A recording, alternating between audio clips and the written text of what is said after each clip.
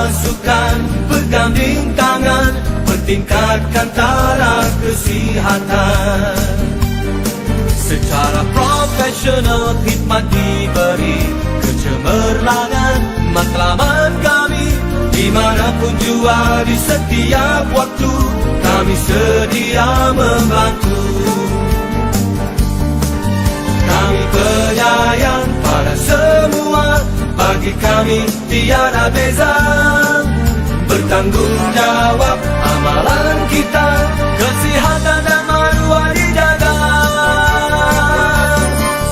Bangsa yang sihat, aset negara, kualiti hidup dipelihara. Berpasukan, berganding tangan, meningkatkan taraf kesihatan.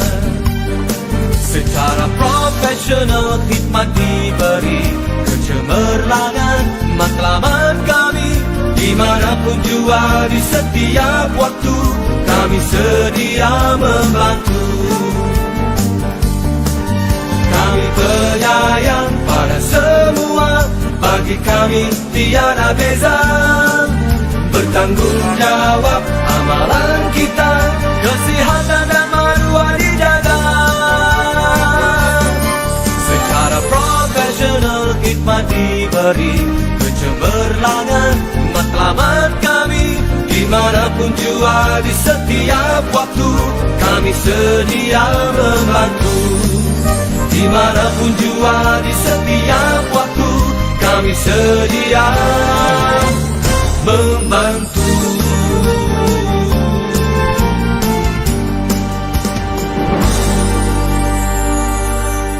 Bantu kami putuskan rantaian COVID-19. Amalkan saranan 3W dari KKM, iaitu wash, wear dan warn. Amalkan membasuh tangan menggunakan air dan sabun dengan kerap, kerana tangan adalah anggota badan yang paling kerap menyentuh objek lain. Sekiranya sukar mendapatkan tempat untuk membasuh tangan, sediakan cecair pembasmi kuman bersama anda. Gunakan pelitup muka kerana hanya hidung dan mulut yang menjadi laluan COVID-19 menjangkiti anda atau menjangkiti orang lain. Jadi, penggunaan pelitup muka adalah sangat penting di tempat orang ramai atau ketika anda bergejala. Dan akhir sekali, sama-sama kita saling mengingati amaran berikut. Elakkan bersalaman dan bersentuhan. Amalkan etika batuk dan bersin. Gunakan lengan untuk menutup hidung dan mulut apabila anda bersin atau batuk.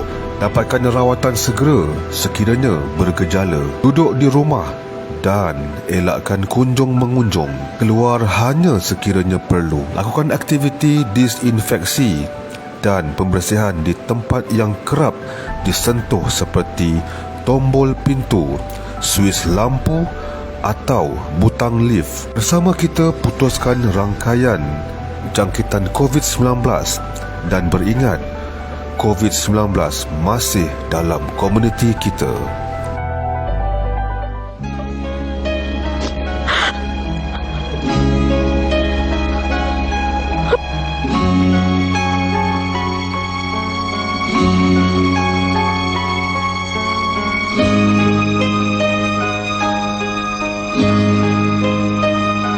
Mengapakah awan mendung menghiasi langit petang, redup surat alam maya tanpa sinar bahagia. Kehampaan yang melanda di titian kehidupan, resah duka berpanjangan.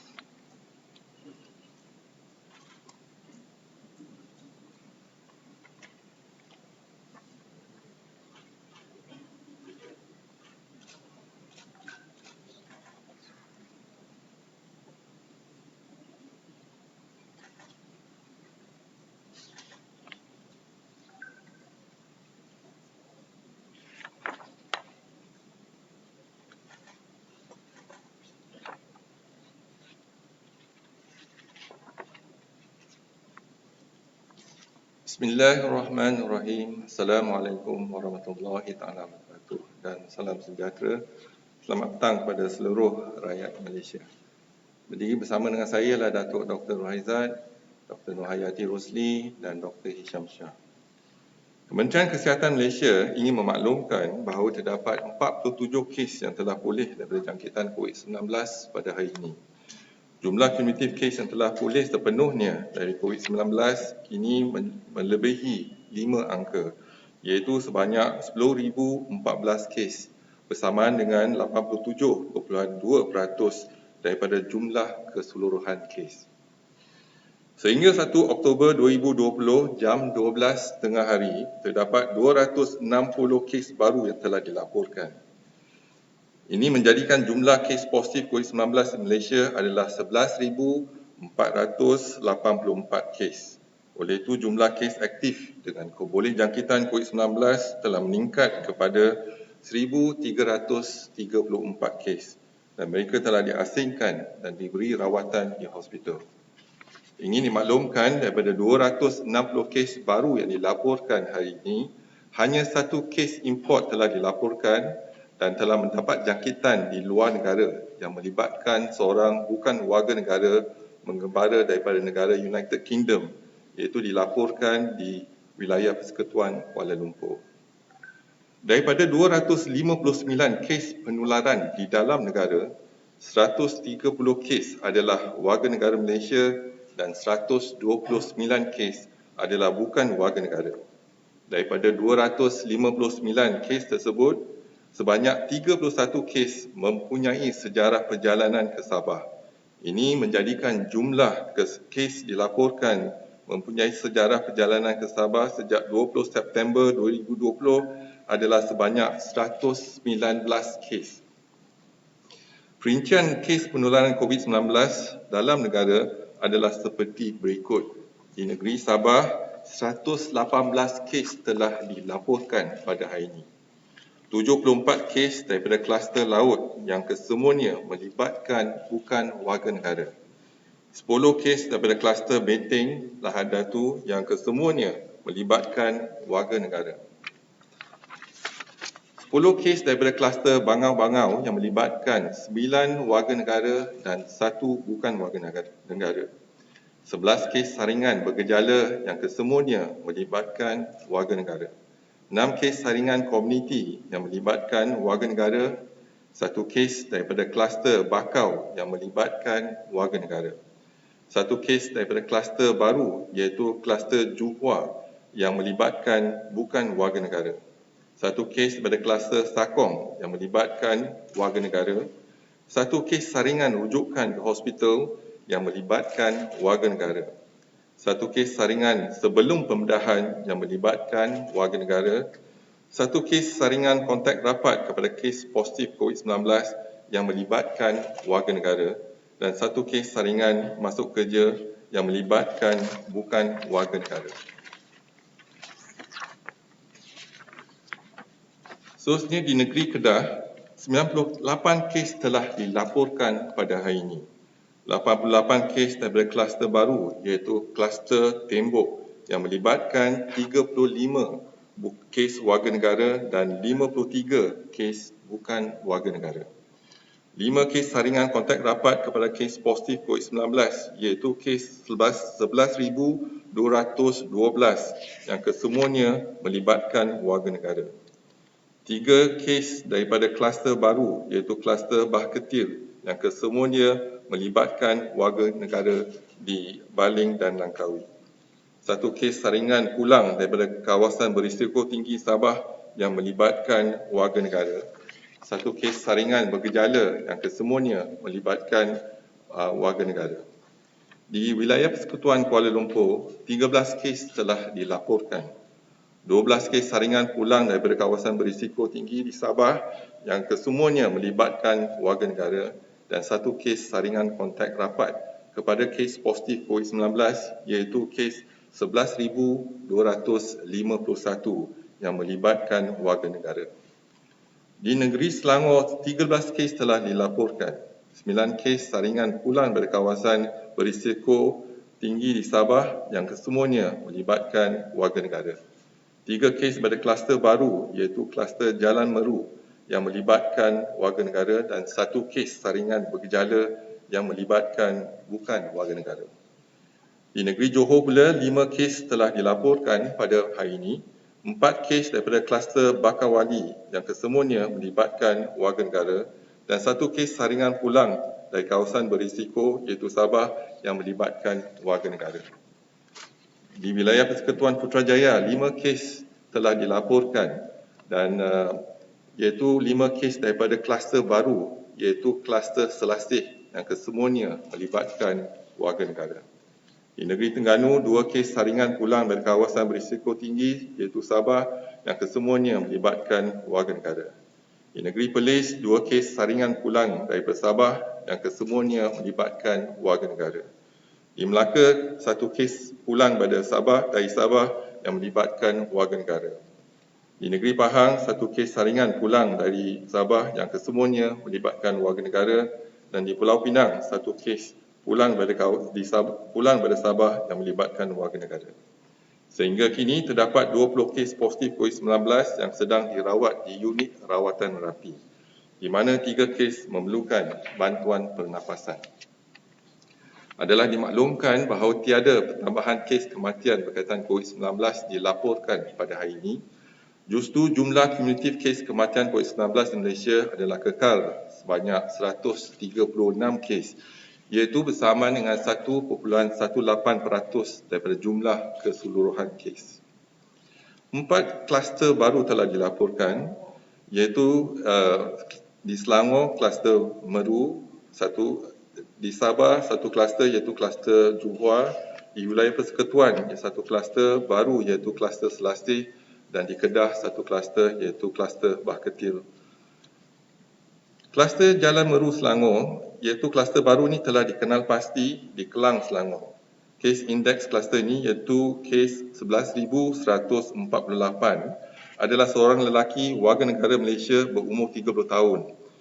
Kes mula bergejala pada 24 September 2020 dan saringan COVID-19 dikesan positif pada 29 September 2020 dan kes telah dimasukkan ke Hospital Sungai Buloh. Susulan itu, saringan kontak rapat telah dijalankan dan 3 kes positif COVID-19 bagi kluster Jalan Meru telah dikenal pasti. Semua kes positif ini melibatkan warga negara Malaysia. Mereka telah dimasukkan ke Hospital Sungai Buloh untuk pengasingan dan rawatan. Sehingga 1 Oktober 2020, 12 tengah hari, sejumlah 169 individu telah disaring. Keputusan saringan adalah seperti berikut. 3 kes dikesan positif COVID-19 dan 166 individu menunggu keputusan.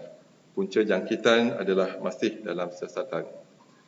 Kluster kedua yang telah dikenal pasti ialah kluster Johor, Sabah. Kluster baru ini telah dikenal pasti di Tawau, Sabah. Kes indeks iaitu kes 10,273 adalah seorang lelaki warga negara Malaysia berumur 31 tahun. Kes mula bergejala demam dan batuk sejak 14 September 2020. Saringan COVID-19 dikesan positif pada 20 September 2020. Susulan itu, saringan kontak rapat telah dijalankan dan 4 lagi kes positif COVID-19 bagi kluster Johor telah dikesan. Semua kes positif ini melibatkan warga negara. Mereka telah dimasukkan ke Hospital Tawau untuk rawatan lanjut. Sehingga 1 Oktober 2020, 12 tengah hari, sejumlah 126 individu telah disaring. Keputusan saringan adalah seperti berikut. 5 kes dikesan positif COVID-19, 11 individu dikesan negatif dan 110 masih menunggu keputusan. Jumlah jangkitan adalah masih dalam siasatan. Untuk kluster baru yang ketiga ialah kluster Selasih di wilayah Persekutuan Putrajaya. Kluster baru ini telah dikenal pasti di wilayah Persekutuan Putrajaya dan kes indeks kluster ini ialah 11,134 adalah seorang lelaki warga negara Malaysia berumur 37 tahun yang mempunyai sejarah perjalanan ke Kota Kinabalu, Melangkap dan Kudansan, Sabah pada 13 hingga 20 September 2020 dan 24 hingga 27 September 2020. Kes mula bergejala demam dan batuk sejak 25 September 2020. Kes tiba di Kuala Lumpur International Airport pada 20 September 2020 dan saringan COVID-19 dikesan positif pada 28 September 2020. Susulan itu, saringan kontak rapat telah dijalankan dan 6 lagi kes positif COVID-19 bagi kluster Selasih telah dikenal pasti. 6 kes positif ini melibatkan warga negara Malaysia. Mereka telah dimasukkan ke Hospital Sungai Buloh untuk pengasingan dan rawatan. Sehingga 1 Oktober 2020, jam 12.30 hari, sejumlah 28 individu telah disaring dan keputusan saringan adalah seperti berikut. 7 kes dikesan positif COVID-19, 8 dikesan negatif dan 13 individu masih menunggu keputusan. Punca jangkitan masih dalam siasatan. Kluster baru yang keempat ialah kluster Bah Ketil, Kedah. Kluster baru ini telah dikenal pasti di daerah Baling dan Langkawi, Kedah. Kes indeks kluster ini ialah kes 11,129. Adalah seorang lelaki warga negara Malaysia berumur 39 tahun yang mempunyai sejarah perjalanan ke Tawau, Sabah pada 17 hingga 21 September 2020. Kes bergejala batuk dan sakit otot bermula pada 24 September 2020 dan mendapat rawatan di sebuah pusat perubatan di Sungai Petani, Kedah. Saringan COVID-19 kes indeks dikesan pada positif pada 28 September 2020. Susulan itu, saringan kontak rapat telah dijalankan dan 8 lagi kes positif COVID-19 bagi kluster Bah Ketil dikenal pasti. 3 kes positif ini melibatkan warga negara Malaysia. Mereka telah dimasukkan ke Hospital Sultanah Bahiyah dan Hospital Langkawi, Kedah untuk rawatan. Sehingga 1 Oktober 2020, jam 12.30 hari, sejumlah 252 individu telah disaring. Keputusan saringan adalah seperti berikut. 9 kes dikesan positif COVID-19, 203 adalah negatif dan 40 individu masih menunggu keputusan. Punca jangkitan masih dalam siasatan. Untuk makluman semua, Malaysia pernah mencatatkan kes COVID-19 tertinggi pada 4 Jun 2020 iaitu sebanyak 277 kes. Yang mana 270 kes adalah di kalangan bukan warga negara daripada Depo Tahanan Imigresen Bukit Jalil. Dengan 260 kes positif COVID-19 dicatatkan pada hari ini, ia merupakan kedua tertinggi pernah dicatatkan di Malaysia setakat ini. Ini sememangnya angka yang merisaukan kita.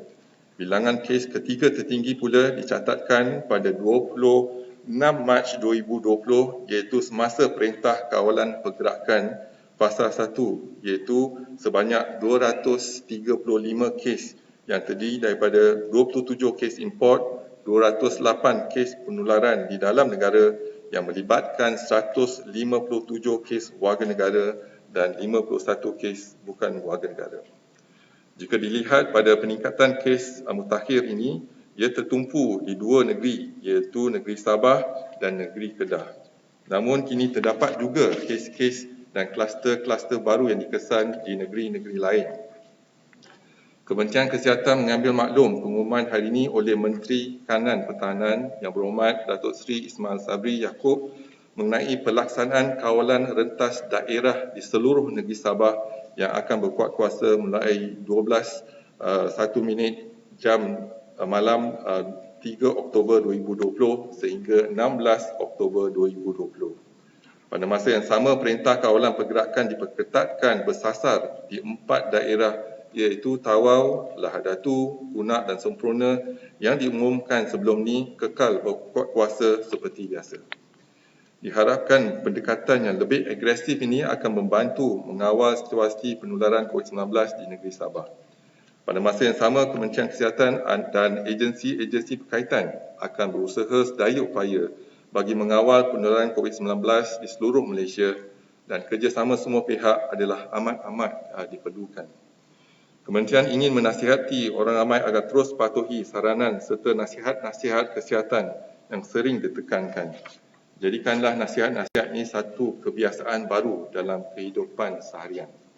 Elakkan 3S dan 3C, iaitu elakkan kawasan yang sesak, crowded places, elakkan kawasan yang sempit, confined spaces, dan elak seimbang atau bertutur dengan jarak yang dekat, close conversation. Amalkan 3W, iaitu kerap mencuci tangan dengan air dan sabun, wash, memakai alat pelitup muka di tempat awam yang telah diwajibkan oleh pihak Majlis Keselamatan Negara pada 1 Ogos 2020 atau jika bergejala, dan WARN, iaitu amaran daripada kementerian yang lebih berkonsep peringatan seperti elakkan bersalaman, bersentuhan termasuk melagakan mana-mana bahagian tubuh badan sebagai menggantikan kebiasaan bersalam. Amalkan etika batuk dan bersin yang betul. Dapatkan rawatan segera jika bergejala. Duduk di rumah dan elakkan kunjung-mengunjung. Lakukan aktiviti disinfeksi dan pembersihan di kawasan yang kerap disentuh. Patuhilah kepada SOP sebagai norma baru, iaitu syarat-syarat yang telah ditetapkan di bawah Perintah Kawalan Pergerakan Pemulihan. Orang yang berisiko tinggi seperti kanak-kanak, warga emas dan orang kurang upaya perlu dilindungi. Manakala individu tidak sihat dan bergejala, dikehendaki segera menjalani pemeriksaan kesihatan. Penjarakan fizikal sekurang-kurangnya 1 meter mesti diamalkan pada setiap masa. Kementerian akan terus memantau perkembangan kejadian jangkitan dalam negara dan juga luar negara melalui maklumat yang diperolehi daripada pihak Pertubuhan Kesihatan Sedunia. Orang awam akan sentiasa dimaklumkan sebarang perkembangan dan kementerian akan memastikan langkah pencegahan dan kawalan yang sewajarnya adalah dilaksanakan secara berterusan. Dimaklumkan laporan penggembaraan dan penggembara dan pemastautin tetap Malaysia yang positif COVID-19 dari 3 April hingga 1 Oktober 2020 dan disahkan positif COVID-19 adalah sejumlah 1,086 kes, dan hari ini ada pertambahan 1 kes yang pulang pada luar negara iaitu United Kingdom. Dan juga dimaklumkan jumlah saringan kumulatif ujian COVID-19 untuk bukan warga negara sehingga 1 Oktober 2020 adalah sejumlah 81,859 individu. Jumlah positif yang dikesan adalah 3,456 dan jumlah negatif adalah 78,271. Jumlah yang masih menunggu keputusan adalah 132. Namun begitu, daripada 3,456 kes positif, 265 masih diasingkan dan dirawat di hospital. Dan tiada kes yang dirawat di unit rawatan rapi, dan jumlah kes kematian kekal 8 kes, iaitu bersamaan dengan 0.23%. Dimaklumkan kluster depo tahanan immigration sehingga 30 September 2020 hanya 1 kluster, iaitu depo tahanan immigration Semenyih yang masih aktif, dan individu yang disaring setakat ini adalah 356. Jumlah kes positif adalah 3 dan yang melibatkan seorang bukan warga negara. Dimaklumkan laporan kapasiti harian 59 makmal COVID-19 negara yang telah menjalankan ujian RT-PCR pada 30 September ialah 39,854 ujian. Dan semalam kita berjaya melaksanakan 15,991 ujian bersamaan dengan 40%. Dan dimaklumkan laporan kluster COVID-19 yang aktif di Malaysia sehingga 1 Oktober 2020. Dan kluster yang pertama adalah kluster tembok di Kota Star. Hari ini ada kes pertambahan kes baru iaitu 88 kes, menjadikan jumlah keseluruhan 91 kes. Jumlah yang telah disaring setakat ini ialah 530. Kluster yang kedua ialah kluster laut di Kunak, Sabah. Ada pertambahan 74 kes, menjadikan jumlah keseluruhan 98 kes. Dan jumlah yang telah disaring setakat ini ialah 544 kes. Untuk kluster Benteng Lahadatu di Sabah, ada pertambahan 10 kes hari ini dan menjadikan jumlah kes ialah 889. dan kita telah berjaya melaksanakan saringan kepada 12,344 individu. Kluster Bangang-Bangang di Semprona Sabah ada pertambahan 10 kes menjadikan jumlah keseluruhan 297 kes dan kita telah berjaya menjalankan saringan 484 individu. Untuk kluster Selasih di wilayah Persekutuan Putrajaya ada pertambahan 6 kes menjadikan jumlah keseluruhan 7 kes dan jumlah yang telah disaring adalah 28. Seterusnya, untuk kluster Meru ada pertambahan 3 kes menjadikan jumlah keseluruhan 4 kes. Untuk kluster Bakawali di Johor Bahru, Johor ada pertambahan 4 kes menjadikan jumlah keseluruhan 15 kes. Untuk kluster Bah Ketil di Baling dan Langkawi, Kedah ada pertambahan 3 kes menjadikan jumlah keseluruhan 9 kes. Untuk kluster Bakau di Semprona Sabah ada pertambahan 1 kes menjadikan jumlah kes 18. Untuk kluster Kampung Sakong, Semprona Sabah ada pertambahan 1 kes menjadikan jumlah keseluruhan 10 kes. Untuk kluster yang baru Juhua di Tawau, Sabah ada pertambahan 1 kes menjadikan jumlah keseluruhan 5 kes dan jumlah yang telah disaring adalah 126. Dan dimaklumkan juga kluster sungai di Kedah dan Perlis tiada pertambahan kes pada hari ini. Jumlah keseluruhannya 100 kes dan kita telah berjaya melaksanakan saringan untuk 25,406 individu. Untuk kluster Tawar di Kedah tiada pertambahan kes hari ini dan jumlah kes keseluruhannya 92. Kita berjaya melaksanakan setakat ini 18,272 individu. Dan untuk kluster pulau di Kunak, Semprona dan Sabah tiada pertambahan kes hari ini. Jumlah kes adalah 49. Untuk kluster Selamat, Semprona, Sabah tiada pertambahan kes. Jumlah kes keseluruhan ialah 25. Dan untuk kluster Telaga tiada pertambahan kes, kekal dengan 16. Untuk kluster Bunga di Negeri Sembilan tiada pertambahan kes, kekal 11. Untuk kluster Buang Sayang tiada pertambahan kes, kekal 9 kes. Untuk kluster Benteng, Pelabuhan Kelang di Selangor tiada pertambahan kes hari ini, kekal 9. Seterusnya, dimaklumkan kluster Jalan Ampas pun tak ada pertambahan kes, kekal 9 kes. Kluster Quarters di Sabah tiada pertambahan kes, kekal 7 kes. Untuk kluster Depo Tahanan Immigration Semenyih 2 tiada pertambahan kes, kekal dengan 3. Dan untuk kluster Udin tiada pertambahan kes, kekal dengan 3. Setakat ini kita ada 128 kluster dan 100 kluster telah pun ditamatkan. Jadi kita masih memantau 28 kluster yang aktif untuk tempoh 28 hari.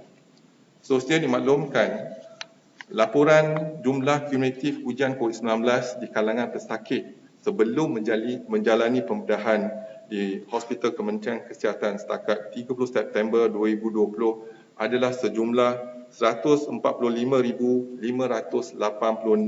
pesakit. Daripada jumlah tersebut, 79 pesakit dikesan positif COVID-19 bersamaan dengan 0.05%. Juga dimaklumkan laporan jumlah kumulatif ujian RTK antigen setakat 30 September 2020 adalah sejumlah 238,550 ujian. Jadi pada hari ini dapat kita simpulkan 260 kes positif COVID-19 telah dikesan. Daripada jumlah tersebut hanya 1 kes import bukan warga negara pulang pada United Kingdom dan 259 kes adalah penularan tempatan. Dan saya buka kepada sebarang pertanyaan, dipersilakan. Selamat petang ya Tan Sri. Saya ada 2 soalan. Ya. Memandangkan penularan di Selangor merebak lebih cepat berbanding di Sabah, apakah perancangan KKM dalam mengawal situasi itu dari terus merebak dan kemungkinan KKM akan menghadapkan PKP di Selangor dan Kuala Lumpur? Dan soalan kedua saya, apakah nasihat KKM memandangkan orang ramai semakin lupa tentang SOP? Contohnya video yang ditular menunjukkan penumpang di stesen LRT bersesak-sesak. Terima kasih. Terima kasih kepada 2 soalan tersebut. Untuk negeri Selangor, walaupun kita dapati kadar kebolehjangkitan itu meningkat iaitu 1.9, tapi jumlah keseluruhan kes masih terkawal.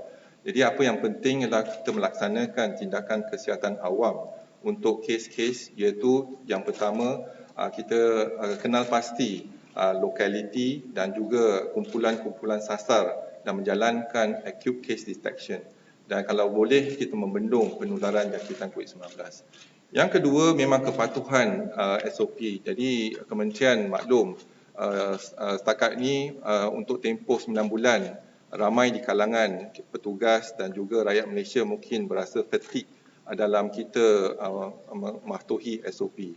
Tetapi perlu diingatkan virus COVID-19 tidak pernah fatigue. Dan kalau kita leka dan kita ambil mudah, jangkitan akan berlaku kerana virus tersebut telah pun berada dalam komuniti kita. Nasihat Kementerian Kesihatan ialah duduk di rumah kalau kita tidak ada urusan penting di luar rumah.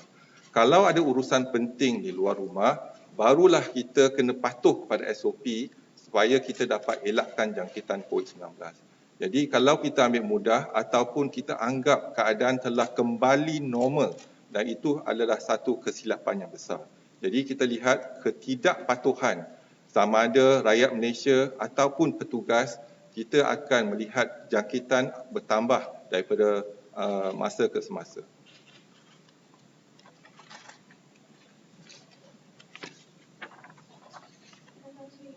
My question is, for the ministry recommend mandatory quarantine for those coming back from Sabah, and has there any indication of the source of infection not related to positive cases in Sabah? The other question is, recently the number of violators of the RMCO SOP were found to be originating from those patronizing nightclubs and pubs. So, would the health ministry recommend COVID-19 screening? Because I realized there were a lot of those compounded. So, yeah. Okay, I answer your second question first. Under the RMCO ataupun PKPP, we have not opened or allowed pubs and clubs to be open.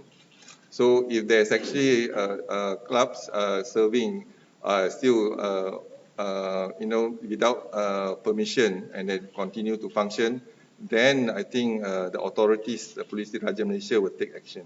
So we have not, because there's a high risk in terms of transmission in the pubs and the clubs. So that's the second question. The first is with regards to Sabah. Sabah is one of our state, so we are looking at interstate travel, right? Interstate travel.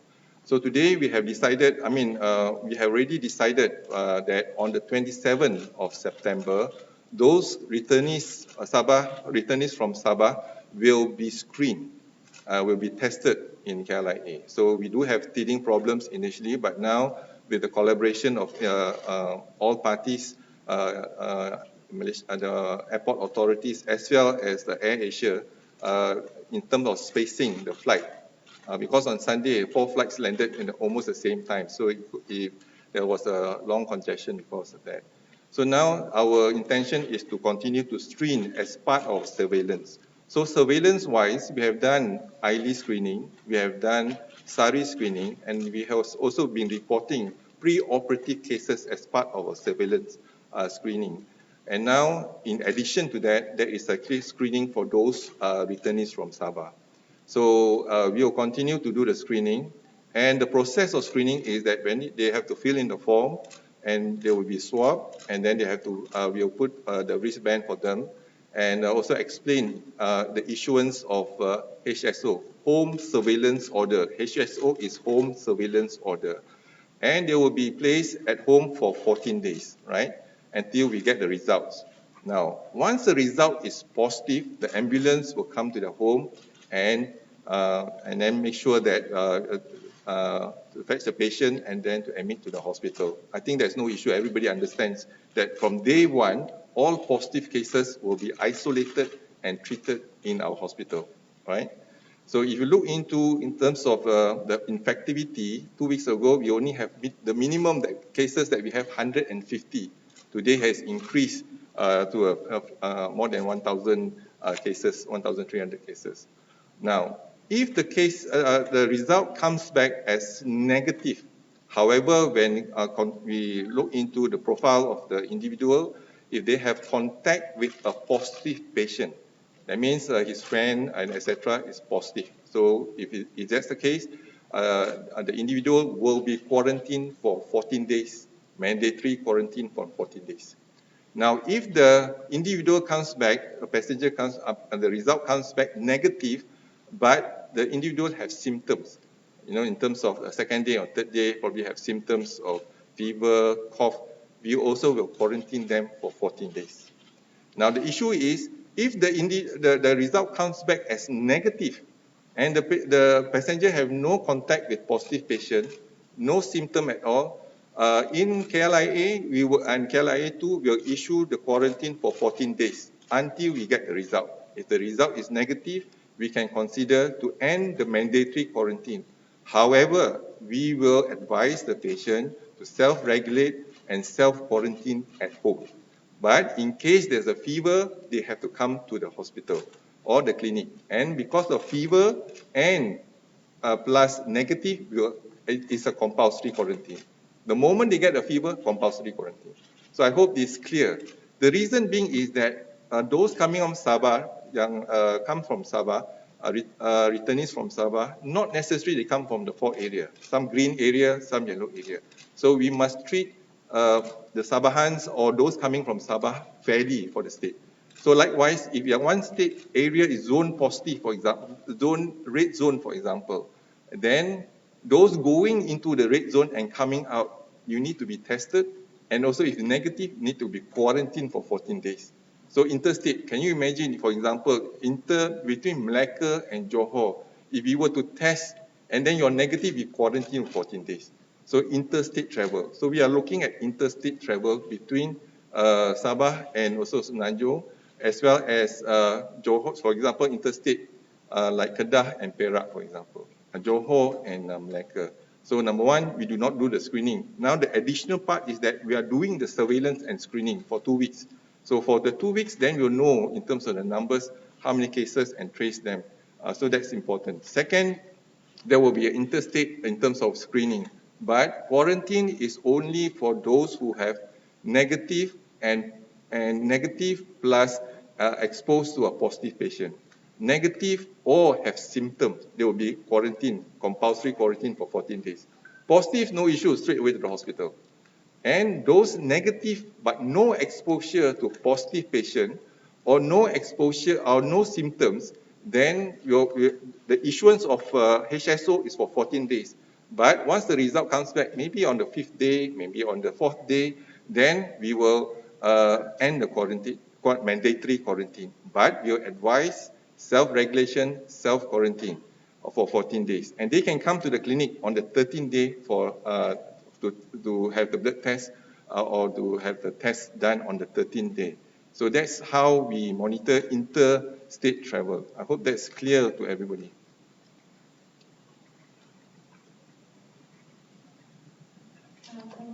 Soalan saya, adakah strain di Sabah dan Kedah berbeza, memandangkan ada yang bertanya tempoh kuarantin berbeza dari dua-dua negeri ini? Dan soalan yang kedua, kes baru melibatkan mereka yang pulang dari Sabah meningkat, dan ini pastinya meningkatkan nilai kadar kebolehjangkitan ataupun nilai arwah hingga ke tahap membimbangkan. Jika ia berlaku, apakah persediaan KKM dan mungkin ada kemungkinan untuk PKP dilaksanakan secara peringkat kebangsaan? Memandangkan setiap negeri mempunyai laporan kes baru dan jumlah pesakit yang masuk ICU pun semakin meningkat. Terima kasih. Kalau kita lihat Kedah, memang kita dah kenal pasti oleh makmal IMR, iaitu strain yang kita kesan ialah strain D614G daripada Siva Gangga, Tawar dan juga Sungai. Jadi strain ni kita rasa, kita percaya dia datang pada negeri India, iaitu di Siva Gangga. Dan kita telah juga melaksanakan kajian untuk strain virus di Sabah, dan strain tersebut juga ialah D614G yang datang pada Indonesia dan juga Filipina. Jadi strain yang sama kat situ. Tetapi strain yang di Kedah dan di Sabah bukan yang sama, tetapi ialah D614G, iaitu kumpulan sama tapi dia ciri-ciri bukan yang sama. Jadi oleh itu kita rasa keboleh jangkitan tu meningkat sikit kalau dibandingkan dengan strain-strain yang sebelum ni. Jadi apa yang penting ialah mengambil tindakan kesihatan awam. Dan kita melihat kepada RT ataupun R0 di Sabah, di Kedah contohnya, pada peringkat awal adalah tinggi, iaitu lebih pada 2. Tapi sekarang kita berjaya turunkan kurang pada 1 dah, 0.6 kalau tak silap saya. Dan juga di Sabah juga kita lihat ialah RT dia ialah 1.4. Jadi dengan tindakan kita sekarang iaitu PKP bersasar di 4 daerah dan juga iaitu kita mengambil tindakan sekatan jalan raya di antara daerah dan juga tindakan kesihatan awam dan memperketatkan kawalan sepadan kita, iaitu yang penting kita kalau boleh kita memperketatkan kawalan sepadan, mungkin kita boleh kawal jangkitan COVID-19 ni. Jadi kita percaya dengan tindakan kita dulu, sekarang kita boleh kawal jangkitan COVID-19 di Sabah. Dan di Selangor pula kita lihat walaupun pesakit ataupun mereka yang telah dijangkiti tak banyak, tak ramai lagi yang dijangkiti, tetapi sebab kepadatan penduduk dan sebagainya, keboleh jangkitan kuman ni adalah tinggi, iaitu 1.9. Walaupun individu ataupun kes yang dikesan tak tinggi seperti di Sabah, tetapi virus tu, keboleh jangkitan virus tu tinggi.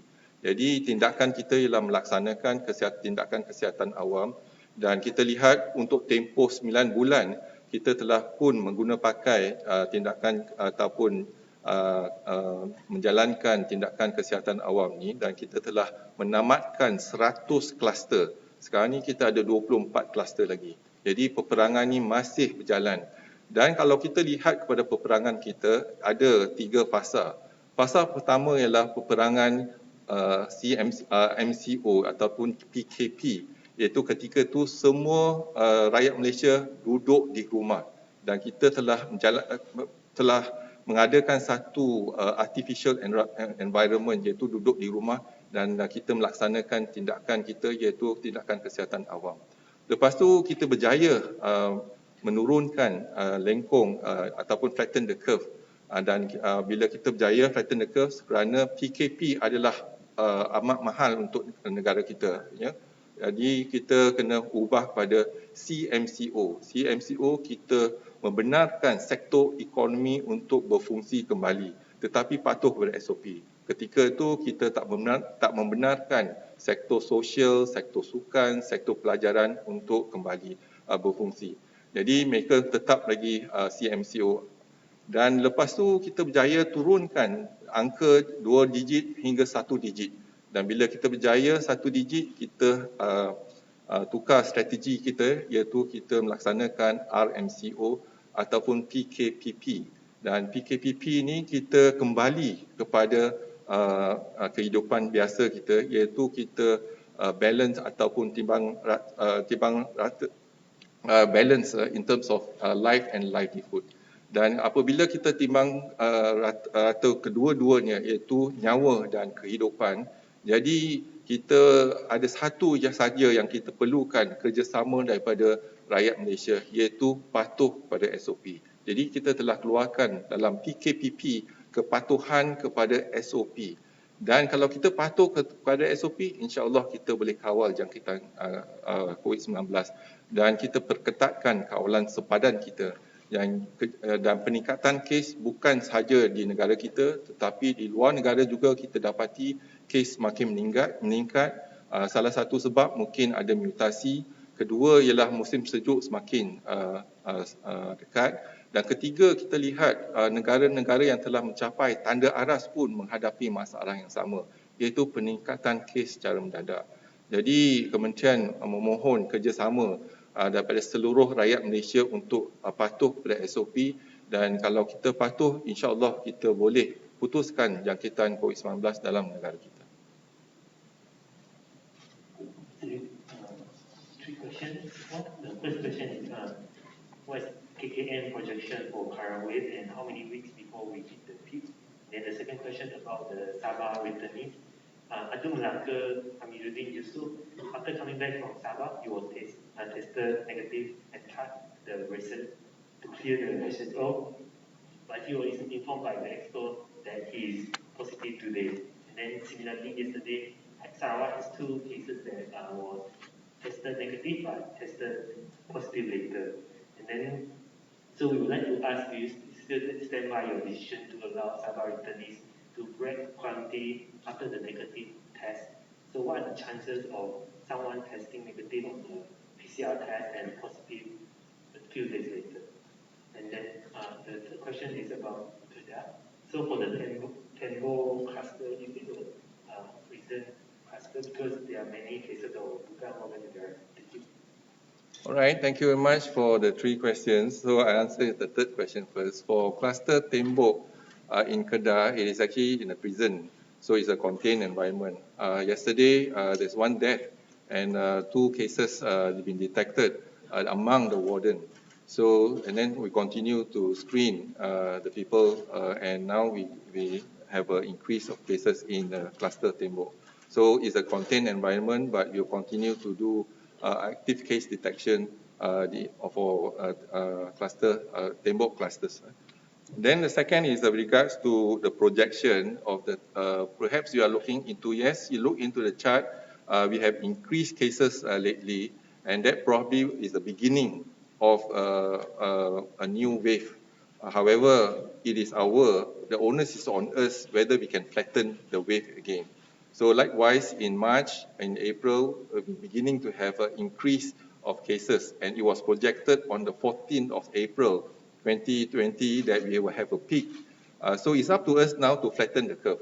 So we have done it before, and we can do it again, so to flatten the curve. But we have the experience now, we have the, as compared when we were in March, but we need the collaboration for each and every one of us so that we can comply to the SOP and hopefully we can flatten the curve again. So that's, I think, although we can see the cases are increasing, if we come together if we come together, we can make the impossible possible and flatten the curve again. We have done that before, we are going to do it again. So, and the second question is regards to the test. Now, certainly the test is that we know that incubation period is about 14 days. And the test, maybe number 1 is the sensitivity of the test. So are we doing the sensitivity of test is 100% or not? So normally RT-PCR, that's the benchmark for us to do the testing. And the test reliability is very high. It's almost about 99%. So we can actually trust the step. We can actually trust the report or the RT-PCR. Then when the result is negative, we are not saying that, you are free. We are telling them that the onus is on you now to monitor yourself. If you have fever and symptom, you come to the hospital or clinic, straight away is a quarantine for you for 14 days. And even asymptomatic, and you have symptoms, some patient will be admitted to the hospital. If we suspect that it's highly to be a COVID-19, with the symptoms, although you are asymptomatic, we'll admit you to the hospital as well. So that's, I think, it's not that when we say end of mandatory quarantine, you are free. That means the onus is on you to self-regulate and self-quarantine yourself in your home. So if you have symptoms, then you contact us. Then we will continue to provide the necessary treatment for you if there are symptoms. So I hope I answer your 3 questions. The only issue is the setting out of precedents. If we were, for example now, in red zone, anyone coming back from red zone, and we must test them, and then if the test is negative, we quarantine them. So the question is, if that's the case interstate, one state is actually red zone, and we have red zone, many red zone before, Sriptaling, Titiwangsa, Cheras. So if red zone in Cheras, those going to Cheras, coming out of Cheras, are we going to test them, or are we going to quarantine them if they are negative?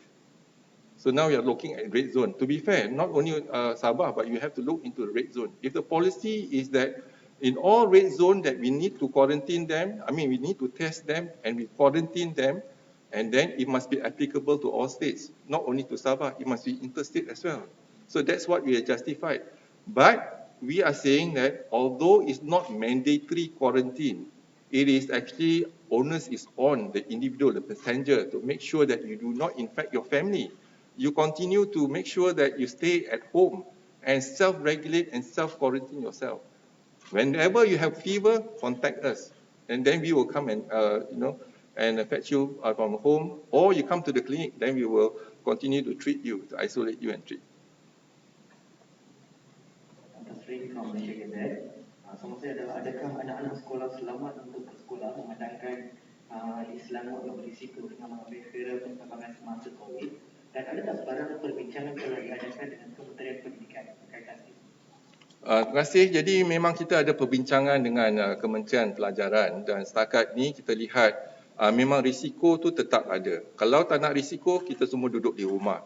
Tetapi kalau kita keluar dari rumah, ada risiko. Tapi kita kena menguruskan risiko tersebut. Jadi setakat ini di sekolah, kalau tak ada jangkitan, kita ada biarkan. Tetapi contohnya di Kedah, sekolah dia ada jangkitan antara guru dan murid, kita tutup sekolah tu, kita akan buat nyacemah, kuman di kawasan sekolah dan sebagainya. Jadi risiko tu tetap ada, tetapi setakat ini tak ada laporan yang ada kluster di sekolah. Assalamualaikum. Saya ada soalan mengenai yang Tansi tweet. Adakah itu bayangan institusi akan dilaksanakan semula ataupun dilaksanakan?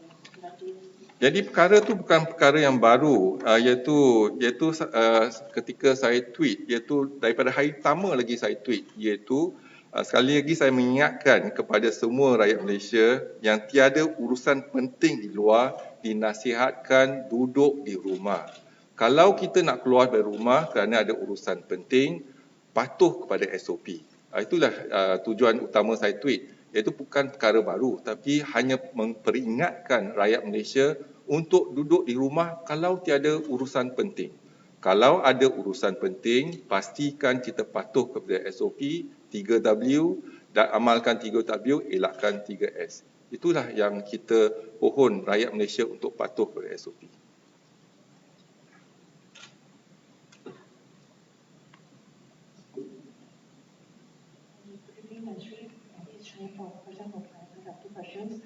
Can see that until yesterday, September, for cluster Bangang, till the data yesterday not counted just now, there was 458 individuals screened for this cluster, and the positive was 287 cases.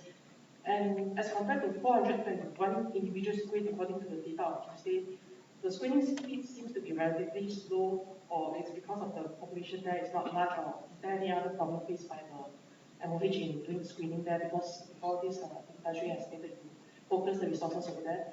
And the second question is, because before this there were a lot of government ministers and deputy ministers went to Sabah for PRU.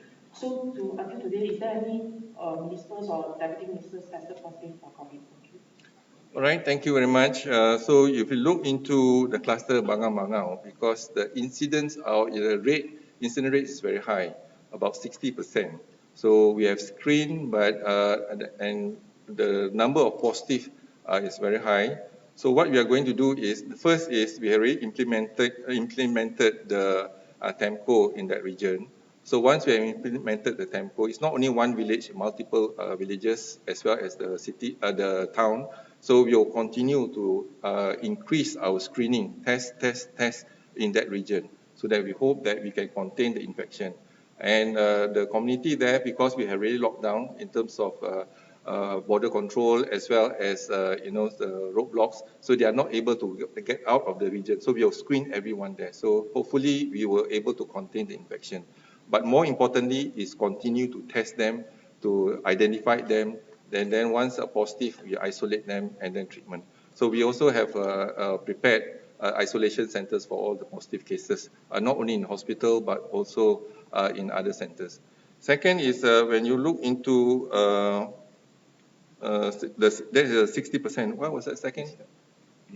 In terms of the ministers, we do have a few politicians been involved in terms of diagnosed positive, and those have a close contact with the positive cases. We have to quarantine them for 14 days.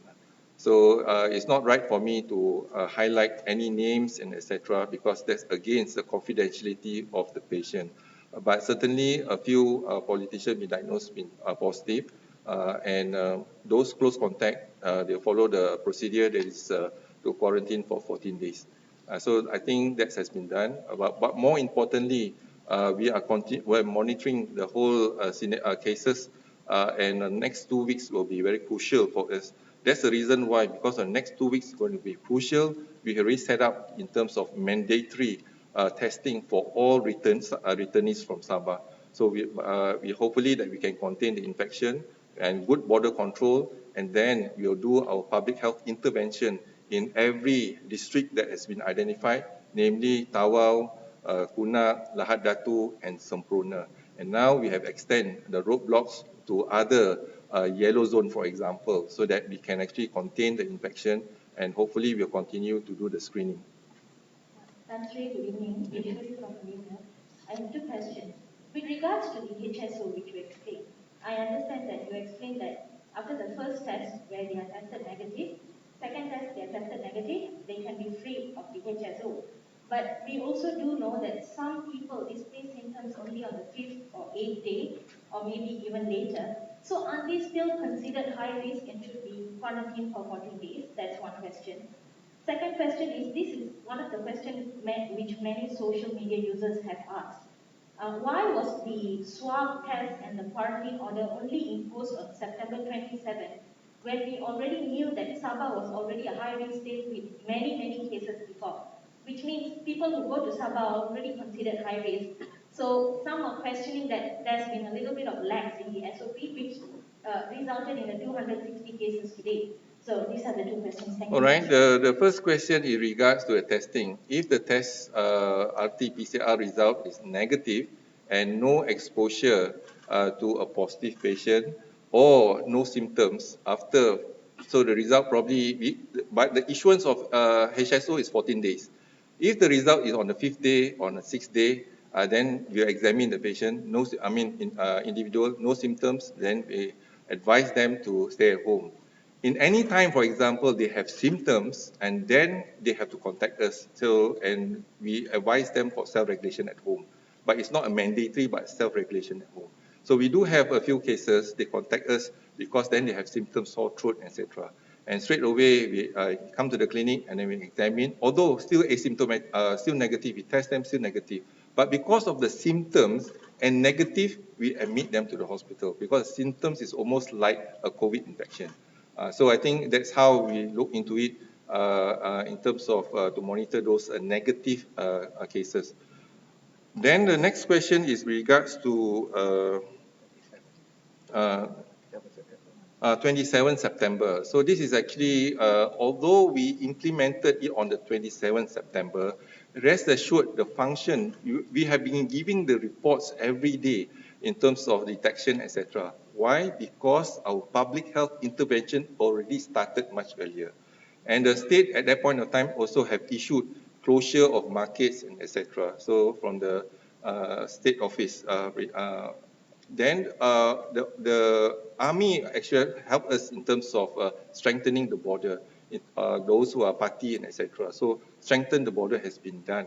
And we have 98 roadblocks before announcement. So during that 1 week before election, we already have the roadblock in place. The only difference is that we have not announced it, but activity already been done at the ground level. So I give example, we already deploy our doctors to Sabah and Sarawak.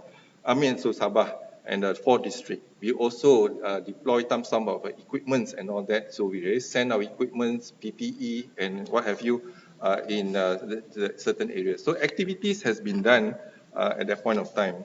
And we also have identified 6 hospitals to be a COVID hospital. There is Hospital Queen Elizabeth Kota Kinabalu, Hospital Dutch of Cairns Sandakan, Hospital Tawau, Hospital Keningau, Hospital Lahad Datu, Hospital Wanita and Kanak-Kanak Likas. So 6 hospitals we already identified, we already top up the equipment because we learned from the past, PPE, glove, everything. And also we deploy our staff to the area. Then if you see the trend here, we also have the MAIPS before, the temporary hospital. So in Sabah, for example, the bilangan katil untuk pesakit COVID 552. So the utilization now is 60%. And the beds for ICU 66, utilization 12%. And the ventilators, we have sent ventilators there, 139 ventilators. So we continue to monitor closely, and Dr. Raisa is looking into every hospital in terms of the equipment, and we are monitoring very closely. Then pusat rawatan dan kuarantin COVID-19 berisiko rendah, like what we did for MAIPS. So we have 7 centers already identified. One Institute Latihan Kementerian Kesihatan Hospital Tawau for 88 patients. Then Penjara Tawau, because for the detainees, we also have the Penjara Tawau 215 patients there. And then Complex Sukan Tawau, we have restarted, but at the moment we have not enrolled any patient, admit any patient there. Dewan Arena Belia, we have 2 patients there. Dewan Tun Haji Mustafa Lahadatu, 39 patients. IPD Lahadatu, we have no patient there.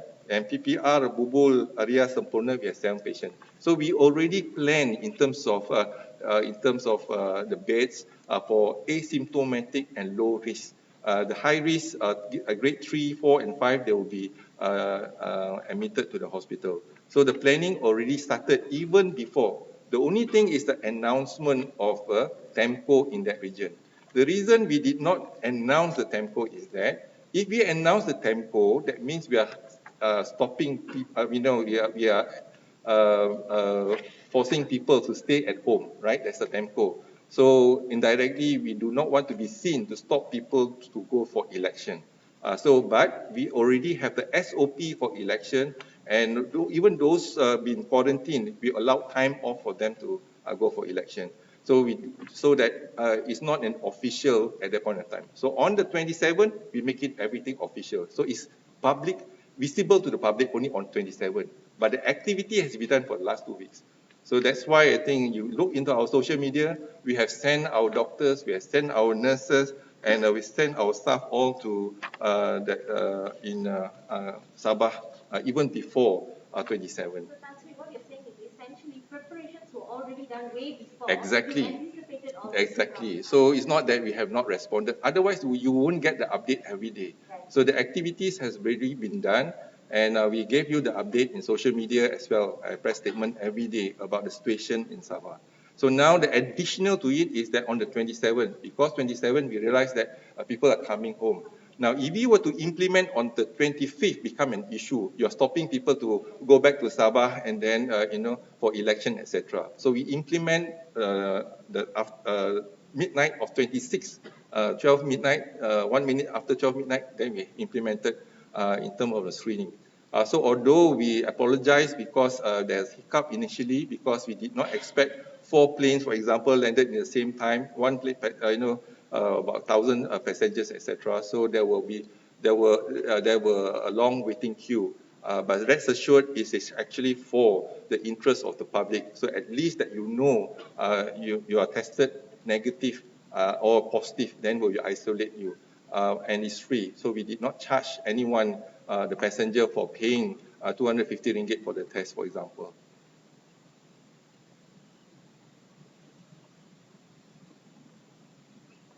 So if there are no more questions, kalau tak ada soalan lagi, sekali lagi saya ingin memperingatkan kita semua, iaitu hari ini kita lihat ada pertambahan kes mendadak, iaitu 260. Dan kita harap dengan pertambahan ni kita pertingkatkan iaitu kepatuhan kita kepada SOP. Sama ada petugas ataupun rakyat Malaysia kena patuh pada SOP, dan insyaAllah kita jaga keluarga kita jaga komuniti dan negara kita. Sekian, wabillahi taufiq wal hidayah. Assalamualaikum warahmatullahi wabarakatuh. Terima kasih.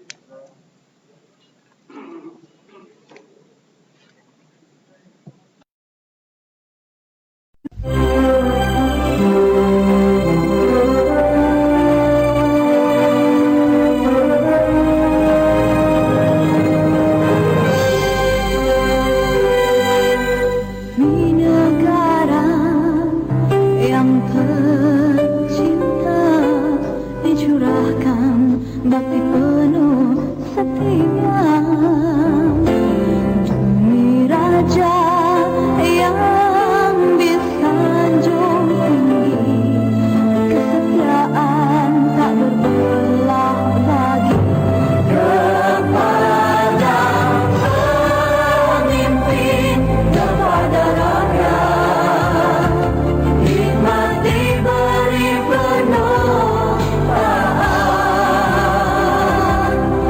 sama bekerja, sama berusaha setia berkhidmat untuk semua, rela berkorban apa saja. Amanah bangsa tetap dijaga. Kami beriman penuh setia untuk agama, bangsa dan negara.